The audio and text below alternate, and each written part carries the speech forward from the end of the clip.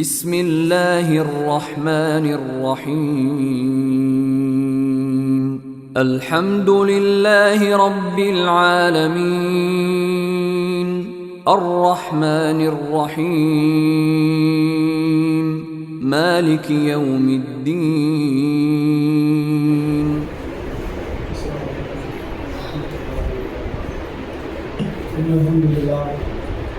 الحمد لله نحمده ونستعينه ونستغفره ونؤمن به ونتوكل عليه.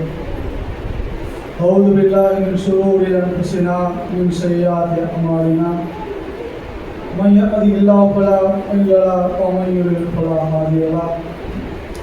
أشهد أن لا إله إلا الله وحده لا شريك له وأشهد أن محمدا عبده ورسوله. كان النبي صلى الله عليه وسلم إن أصدق الحديث كتاب الله وأحسن الحديث حديث محمد صلى الله عليه وسلم. شر الأمور محدثاتها كل محدثة بدعة كل بدعة ضلالة كل ضلالة في النار. உங்களை ஒரே ஒரு ஆத்மாவிலிருந்து படைத்த உங்கள் இறைவனை அஞ்சிக் கொள்ளுங்கள் என்ற ஏக இறைவனின் எச்சரிக்கையும், அல்லாஹ்வை அஞ்ச வேண்டிய விதத்தில் அஞ்சுங்கள், நீங்கள் முஸ்லிமாக தவிர மரணித்து விடாதீர்கள் என்ற எல்லாம் வல்ல அல்லாஹ்வின் அறிவுரையும் உங்களுக்கும் எனக்கும் நினைவுபடுத்தியவனாக இந்த ஜும்மாவுடைய ஆரம்பிச்சிருக்கிறது.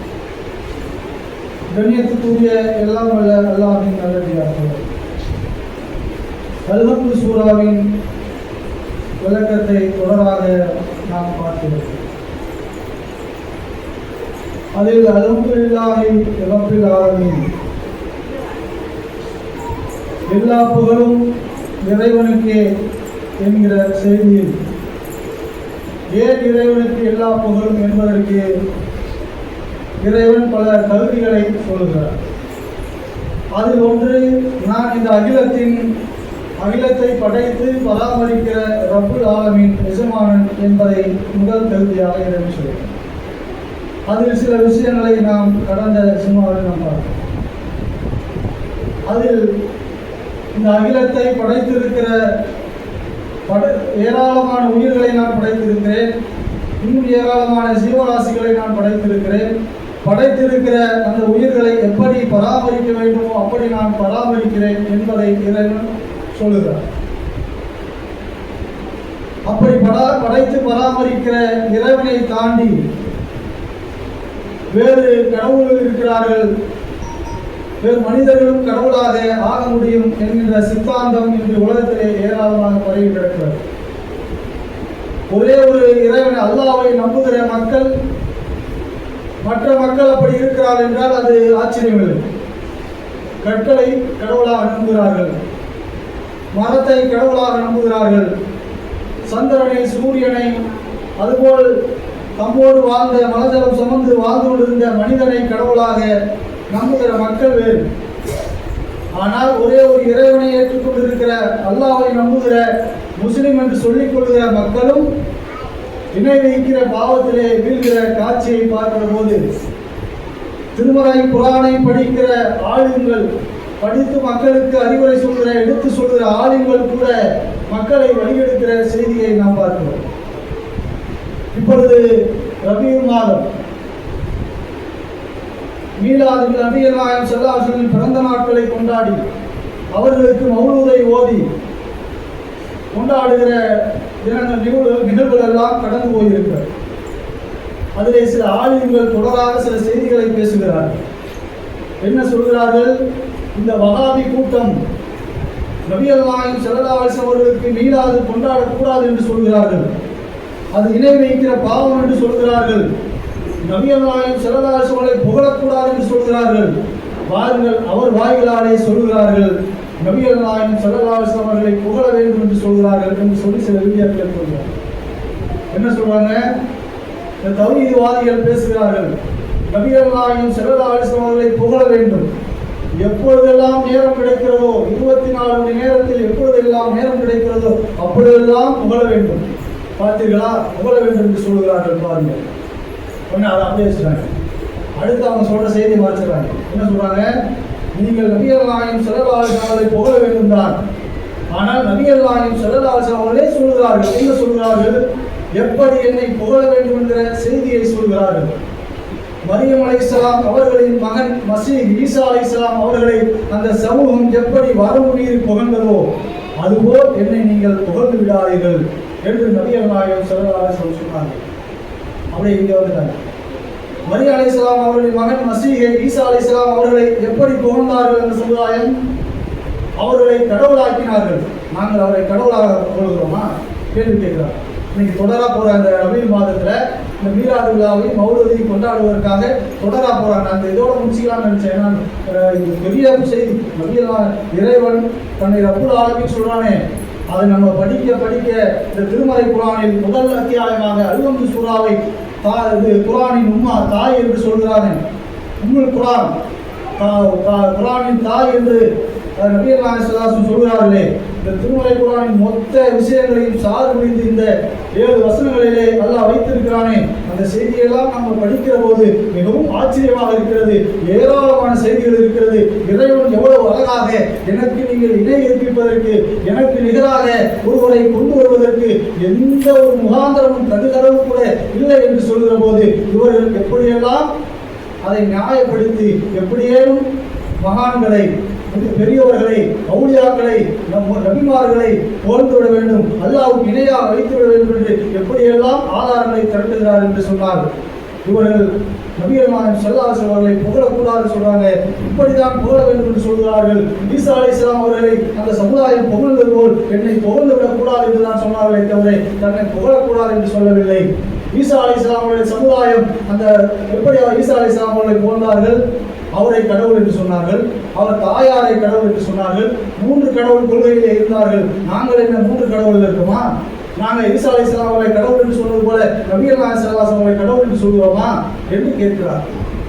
ஆனால் மௌலூது பாடல்களை நீங்கள் எடுத்து பார்த்தால் நபிகள் நாயகம் ஸல்லல்லாஹு அலைஹி வஸல்லம் அவர்களை கடவுள் என்று மட்டுமல்ல, கடவுளுக்கு மேலாக இறைவனுக்கு மேலாக சொல்கிற வாசகங்கள் எல்லாம் இருக்கிறது. அவர் கேள்வி கேட்கிறாரு, இந்த மௌலூதுல அப்படி என்ன இருக்குது? உலகம் இருப்பதற்கு அதில் என்ன இருக்குது?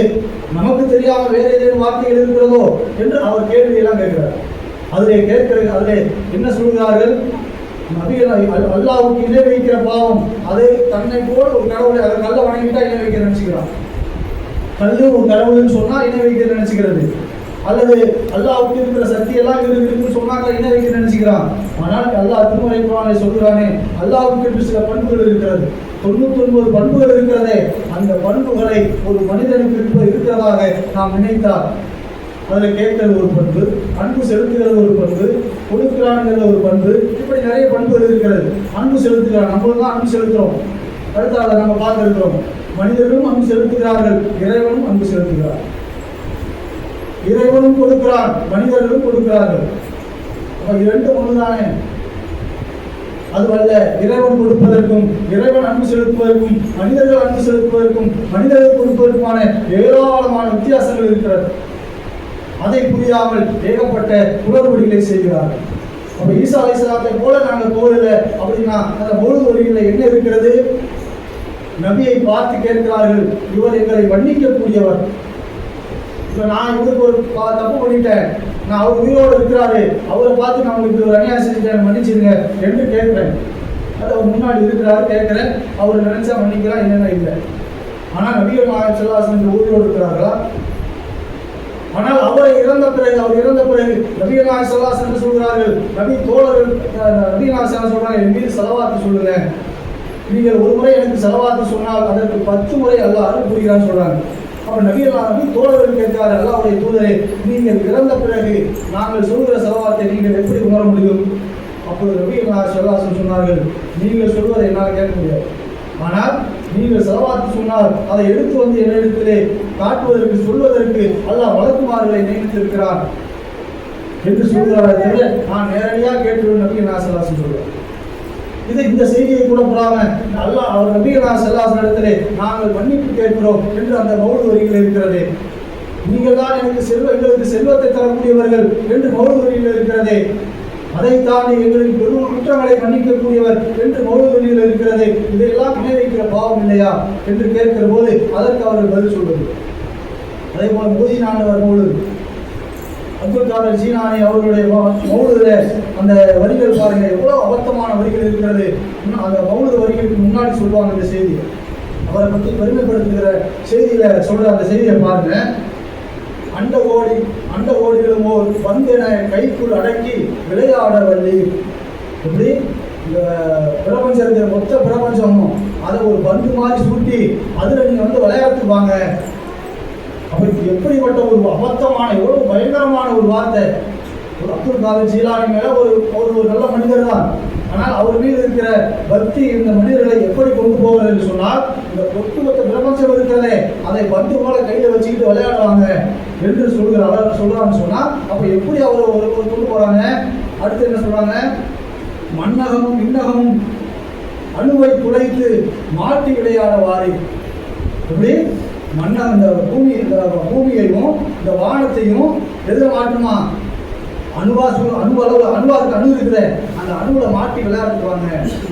அணுவே கண்ணுக்கு தெரியாது, அந்த கண்ணுக்கு தெரியாத அணுவுல இந்த வானத்தையும் பூமியையும் மாட்டி விளையாடுவாங்க.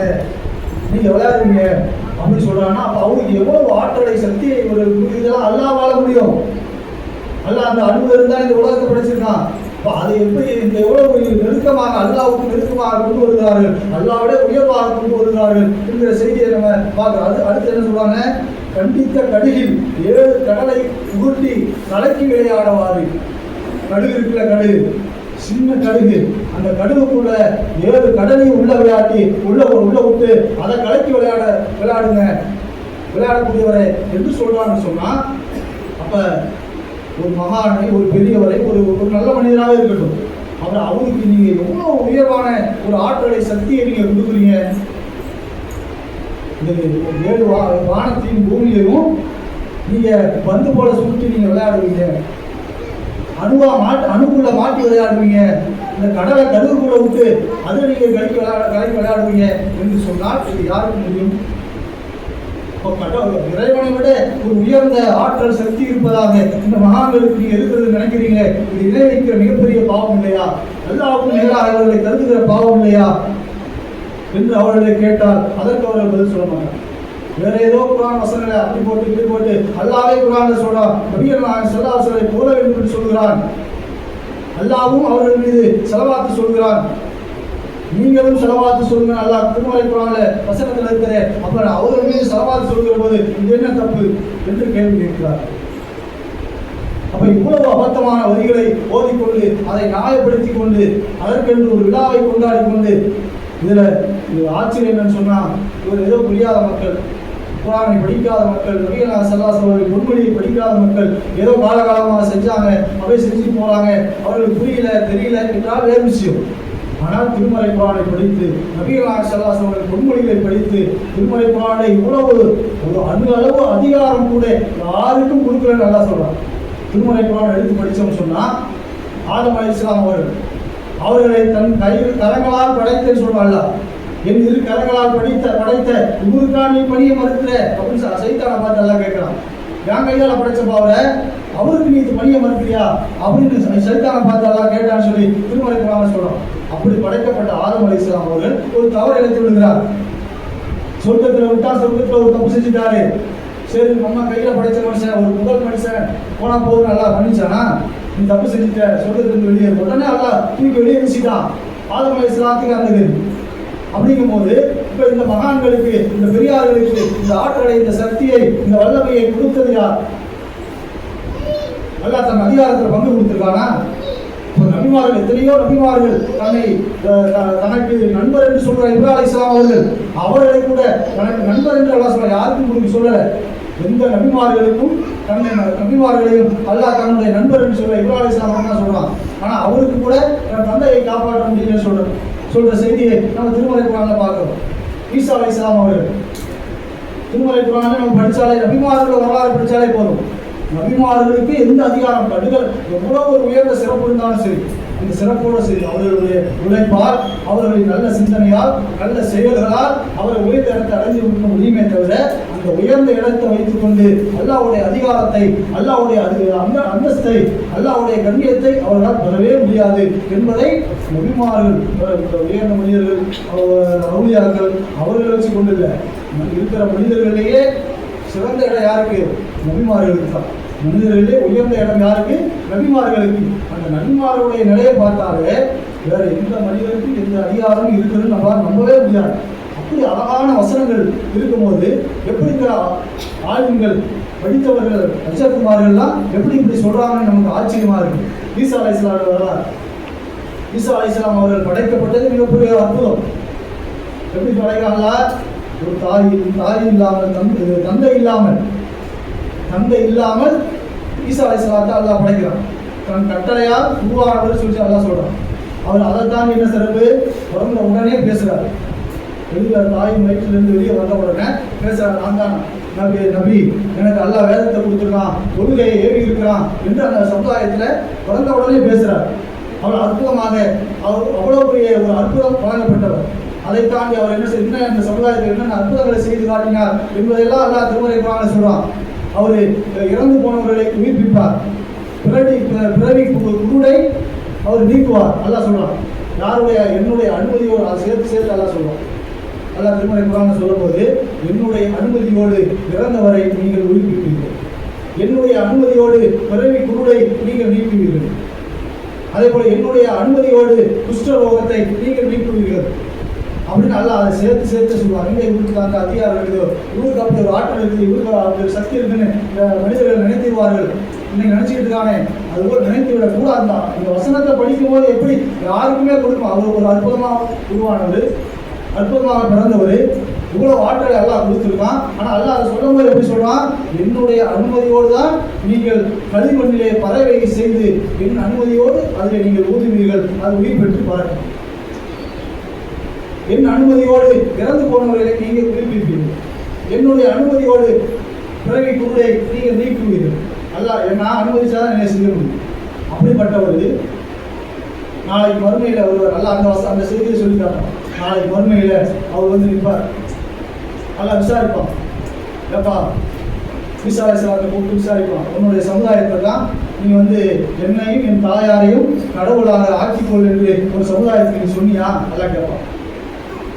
இன்னைக்கு கடவுள் நம்புறானே, இது அவனுக்கு புரியுதோ இல்லையோ, இந்த முஸ்லிம் அல்லாஹ் குர்ஆனை நம்புகிற இந்த சமுதாயம் ஆழமாக புரிந்து கொள்ள வேண்டிய விஷயம் என்னன்னு சொன்னா, ஈசா அலைஹிஸ்ஸலாம் எப்படிப்பட்டவர்? அவரை நாளை மறுமையில் அல்லாஹ் கூப்பிட்டு கேட்பான், ஏப்பா ஈசா, மரியமுடைய மகன் ஈசாவே, நீ வந்து சொன்னியா, அந்த சமுதாயத்துக்கு சொன்னியா, உன்னையும் உன் தாயாரையும் கடவுளாக வணங்க வேண்டும் என்று உன் சமுதாயத்துக்கு நீ சொன்னியா அப்படின்னு அல்லாஹ் கேட்பான். அப்ப அவர் சொல்லுவாரு, சுப்ஹானல்லாஹ், நீ தூய்மையானவன், எனக்கு உரிமை இல்லாத, எனக்கு தகுதி இல்லாத ஒன்றை நான் எப்படி சொல்லுவேன்? நான் அப்படி சொல்லி இருந்தால் நீ அதை உணர்ந்து அறிந்திருப்பாய். உன் உள்ளத்திலே இருப்பதை நான் அறிய மாட்டேன், என் உள்ளத்திலே இருப்பதை நீ அறிவார். நீ எனக்கு எதுக்காக இதை கேட்கிறேன் எனக்கு தெரியல. இந்த சமுதாயம் நீ இந்த சமுதாயத்தை நான் நபியாக இருந்தபோது, நான் இவர்களோடு இருந்தபோது நான் இவர்களை கண்காணித்துக் கொண்டிருந்தேன். நான் இருக்கிறப்ப இவன் வணங்கல, என்ன கடவுள்னு சொல்லல, என் தாயாரை கடவுள்னு சொல்லவில்லை. நீ என்னை கைப்பற்றிய பிறகு இவர்கள் வழிகட்டார், எனக்கு தெரியாது, என்ன நினைச்சுன்னு எனக்கு தெரியாது. ஆனா இந்த அளவும் ஒரு உயிரோடு இருக்கார். இன்னைக்கு இறந்து மண்ணோடு மண்ணாக மக்கி போன எத்தனையோ அவுலியாக்களை இன்னைக்கு கூப்பிட்டு இருக்கான். மொய்தீன் ஆண்டவருக்கு ஏதாவது உத்தரவாதம் இருக்கா? அப்துல் காதர் ஜீலானிக்கு, ராகுல் ஆண்டவருக்கு ஏதாவது உத்தரவாதம் இருக்கா? அதெல்லாம் இல்லை. அவரால் இறந்து போய் மண்ணோடு மண்ணாக மக்கி போனவர்கள். ஆனால் ஈசா அலைஹிஸ்ஸலாம் அவர்கள் இன்றளவும் உயிரோடு இருக்கிறார், தன்னளவில் உயர்த்தி வைத்திருக்கிறார். அவர் சொல்றாரு, இவங்க என்ன செஞ்சாலும் எங்களுக்கு தெரியாது, என்ன வணங்கினானா, என் தாயாரை கடவுள் என்று சொன்னது எனக்கு தெரியாது. இவர்களை நீ தண்டித்தால் அவர்கள் உன் அடியார்கள், அவர்களை நீ மன்னித்தால் நீ அதற்கு அதிகாரம் பெற்றவன், ஆற்றல் பெற்றவன், எனக்கு தெரியாது அப்படின்னு சொல்றார். இன்னைக்கு என்ன செய்யறான்? அவுலியா கிட்ட போய் ஏன் நிற்கிறான்? மவுலுது ஓதுமை ஏன் சொல்றான்? அவர்களை பொருந்தால், அவரிடத்திலே கையேந்தினால் எங்களுக்கு நாளை மறுமையிலே சிபாரிசு செய்வார் என்று சொல்கிறார். ஆனால் ஈசா அலைஹிஸ்ஸலாம் அவர்கள் என்ன சொல்வாங்க என்பதை செய்தியை சொல்றாங்க. இதை படித்த பிறகும் எப்படி அவர்கள் இன்னைக்கு கடவுள் நினைச்சிட்டு இருக்கானே, ஈசா அலைஹிஸ்ஸலாம் அவர்களை உயர்ந்த இடத்துல வச்சிருக்கானே, இன்னைக்கு அவர் உயிரோடு இருக்கிறாரு, இருந்திருந்தார் பார்த்துட்டு இருந்திருப்பாரு. அவர் உயிரோடு இருக்கிறாரு, ஆனா அவருக்கு நடக்கிறது அவருக்கு தெரியாதுன்னு அல்லாஹ் குர்ஆன்ல சொல்றான். நாளைக்கு மறுமையில விசாரிக்கும் போது அவர் சொல்லுவார், எனக்கு தெரியாதுன்னு சொல்லுவாரு என்பதை அல்லாஹ் சொல்லுகிறார். அவருக்கே தெரியாதுங்கிற போது மண்ணோடு மண்ணாக மக்கி போனவர்கள் எப்படி உங்களை நீங்கள் கேட்கிற பிரார்த்தனை, நீங்கள் செய்கிற செயலை அவர் பார்க்க முடியும், கேட்க முடியும்? நாளை எப்படி உங்களுக்காக அல்லாஹ்விடத்தில் சிபாரிசு செய்ய முடியும்? நீ பள்ளியாசலுக்கு போக மாட்ட, தொழுகைக்கு போக மாட்ட, தர்காவில் போய் அவுளியாவே எங்களை மன்னிச்சிருங்க, எங்களுக்காக நீங்கள் சிபாரிசு செய்யுங்க, நாளைக்கு அல்லாஹ்கிட்ட எங்களுக்காக சொர்க்கத்தை வாங்கி கொடுங்க என்று நீங்கள் கேட்டால் நீ தொழுக போவதவர் தெரியாதா? நீ தொழுக போனதும் தெரியாது, போவதும் தெரியாது, அல்லாஹ் இவனுக்கு நீ சொர்க்கத்தை கொடுத்துரு என்று சிபாரிசு செய்வாரா? இந்த அடிப்படை அறிவு கூட இல்லாமல் நபிகள் நாயகம் ஸல்லல்லாஹு அலைஹி வஸல்லம் அவர்களுக்கு கூட இன்றைக்கு நாம் தொழுதோமா, தொழுவலியா, நோன்பு வச்சோமா, வைக்கலையா, அல்லாஹ்வுக்கு இணை வச்சோமா, வைக்கலையா? நபிகள் நாயகம் தெரியுமா? இன்னைக்கு அவுலியாக்களை விடுங்க, மகான்களை விடுங்க, நபிகள் நாயகம் ஸல்லல்லாஹு அலைஹி வஸல்லம் உயர்ந்த நபி, உலகத்தின் அருட்கொடை, உலகத்துக்கெல்லாம் நபியாக வந்தவர். இன்றைக்கும் அவர்தான் நமக்கு நபி. இன்னைக்கு நம்ம என்ன செய்து கொண்டிருக்கிறோம் அந்த நபிக்கு தெரியுமா? முகமதுக்கு தெரியுமா? தெரியாது. எப்படி அந்த அவுலியாவுக்கு தெரியும், மகானுக்கு தெரியும்? நீங்கள் நபிகள் நாயகம் ஸல்லல்லாஹு அலைஹி வஸல்லம் மௌலூத் ஓது என்று சொல்லி நபியே எங்களை மன்னித்து விடுங்கள் நீங்கள் கேட்டால் அந்த நபிக்கு தெரியுமா?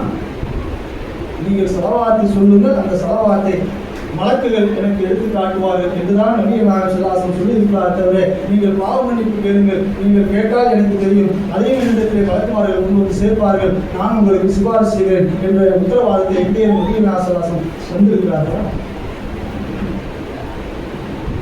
நீங்கள் திருமறை குர்ஆனை படித்தாலே போதும். எந்த நபிகள் நாயகம் ஸல்லல்லாஹு அலைஹி வஸல்லம் இந்த ஒரு வசனத்தை படித்தாலே, இதை ஆழமாக புரிந்து கொண்டாலே எப்படி ஆளுங்கள், படித்தவர்கள், உலமாக்கள் இப்படி பேச முடியும் என்ற செய்தி நம்ம உணர்ந்த செய்தி கூட அவர்களால் ஏன் உணர முடியவில்லை? 3வது அத்தியாயம் 128வது வசனம் அல்லாஹ் கேட்கிறான். உஹது போர்க்களத்தில் ஒரு மோசமான ஒரு போர்க்களம். அதை முஸ்லிம்களுக்கு முதல்ல ஒரு பெரிய தோல்வி. நபிகள் நாயகம் ஸல்லல்லாஹு அலைஹி வஸல்லம் அவர்களை வெட்டுகிறார்கள் எதிரி. அப்படியே கன்னத்தில் வெட்டி பல் உடைந்து ரத்தம் கொட்டுகிறது. நபிகள் நாயகம் ஸல்லல்லாஹு அலைஹி வஸல்லம் சொன்னார்கள், இந்த நபியின் முகத்திலே ரத்தம் சாயம் பூசியவர்கள் எப்படி வெட்டி வர முடியும்?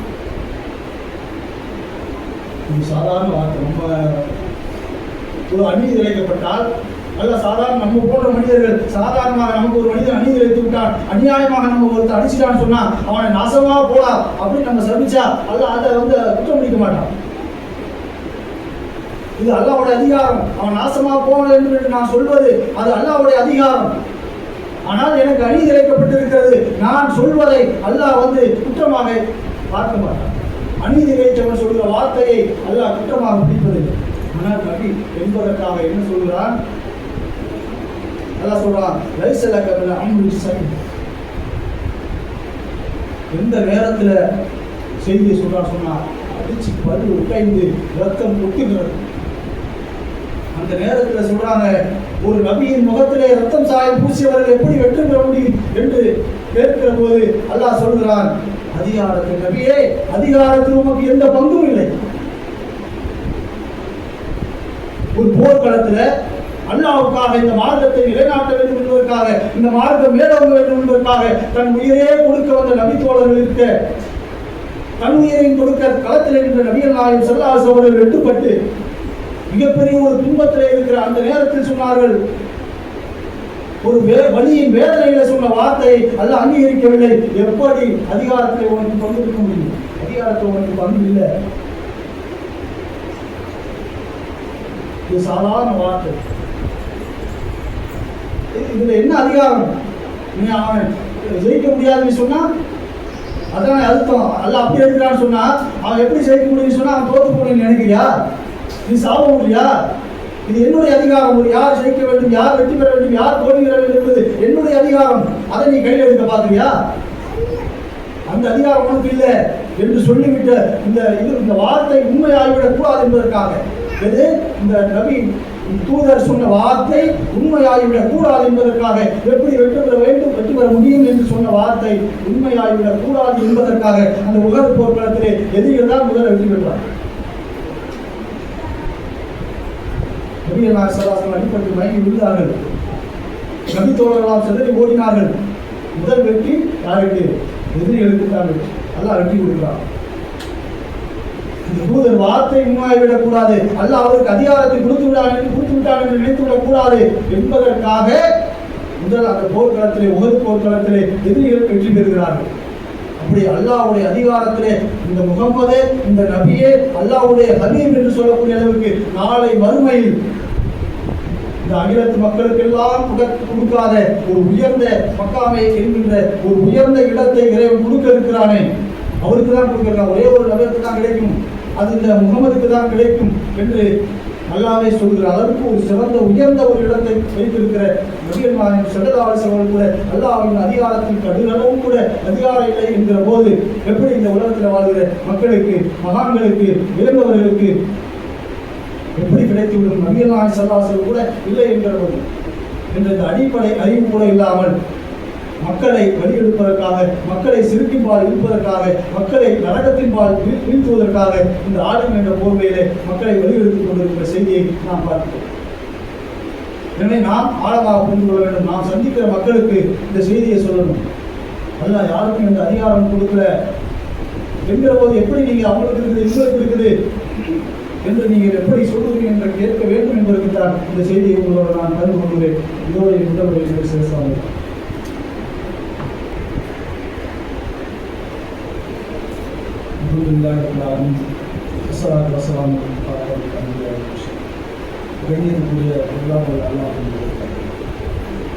அல்லாஹ் தனது அதிகாரத்தை கடுகளவும் யாருக்கும் எதற்காக கொடுக்கவில்லை.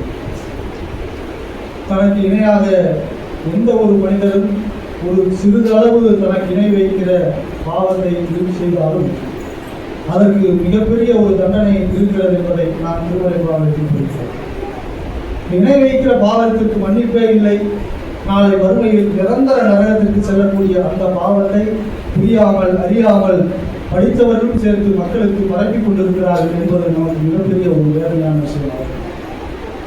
நபிகள் நாயகம் ஸல்லல்லாஹு அலைஹி வஸல்லம் அதே உகது போர்க்களத்திலே மயங்கி விழுந்து விடுகிறார். மயங்கி விழுந்த நபிகள் நாயகம் ஸல்லல்லாஹு அலைஹி வஸல்லம் அவர்கள் இறந்து விட்டார்கள் என்று செய்தி பரவுகிறது. போர்க்களத்திலே செய்தி எப்படி பரவுகிறது?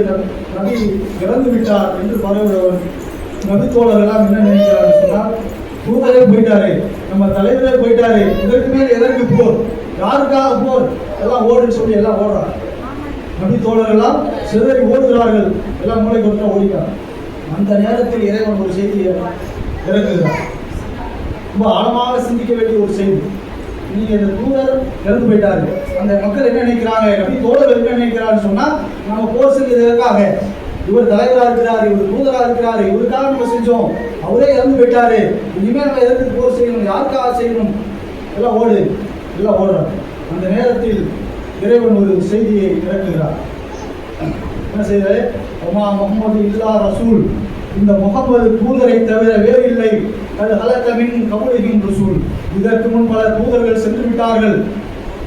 அவையும் மாத்த புத்திர இவர் இறந்து விட்டார் அல்லது கொல்லப்பட்டு விட்டார், நீங்கள் வந்த வழியை திரும்பி சென்று விடுவீர்களா? அல்ல கேட்கிறார். இவர் தூதர் தான்ப்பா, இவர் தூதர் தவிர வேறு இல்லை. இதற்கு முன்னாடி நிறைய தூதர் வந்தாங்க, போயிட்டாங்க, இறந்து போயிட்டாங்க. இவர் இறந்து விட்டார்னா அல்லது கொல்லப்பட்டு விட்டார், நீங்க வந்த வழியை திரும்பி போயிருக்கீங்களா? நீங்க யாருக்காக வந்தீர்கள்? இந்த முகமதுக்காக வந்தீர்களா இல்ல அல்லாவுக்காக வந்தீங்களா? நீங்கள் இந்த முகமதுக்கு வந்தீங்களா அல்லாவுக்காக? அல்லா அந்த இடத்துல கேட்கிறாங்க. இந்த சூழல்ல ஒரு போர்க்களத்துல அடிபட்டு ஒரு ரத்த காயத்தோடு மயங்கி வீழ்ந்த அந்த நேரத்தில் அந்த சூழலை பார்க்கிறான் அல்லாஹ். இந்த மக்கள் எதற்காக வந்திருக்கிறார்கள், இந்த இஸ்லாத்தை எதற்காக ஏற்றுக்கொண்டிருக்கிறார்கள்? யாரும் இவருக்காக அவருக்காக அதற்காக இதற்காக நான் செல்வம் கிடைக்கணும் வந்தேன், அல்லது எனக்கு ஒரு நல்ல வாழ்க்கை கிடைக்கணும் வந்தேன், அல்லது இவர் தலைவராக ஏற்றுக்கணும், இந்த தலைவருக்கு பின்னாடி போனா ஏதோ ஒரு வாய்ப்பு இந்த உலகத்தில் கிடைக்கும் என்பதற்காக வந்தேன் என்று நீங்கள் வந்தால் அதற்காக உங்களுக்கு கூலி கிடைக்காது. நீங்கள் இந்த முகமதுக்காக வந்திருந்தால், இவர் இறந்து போயிட்டார், நீங்க திரும்பி போயிட்டார், இவருக்காக நீங்கள் வந்திருந்தால் போங்க. அல்லாஹ்வுடைய வாழ்க்கை, அல்லாஹ் அனைத்திற்கும் ஆற்றல் விட்டவன், எல்லாம் சொல்றா இன் கலவுக்கும் அலா தாக்கிக்கும் வந்த வழியை நீங்கள் திரும்பி விடுவீர்கள் என்று சொன்னால் அல்லாஹ்வுக்கு எந்த கேடும் உங்களால் செய்ய முடியாது.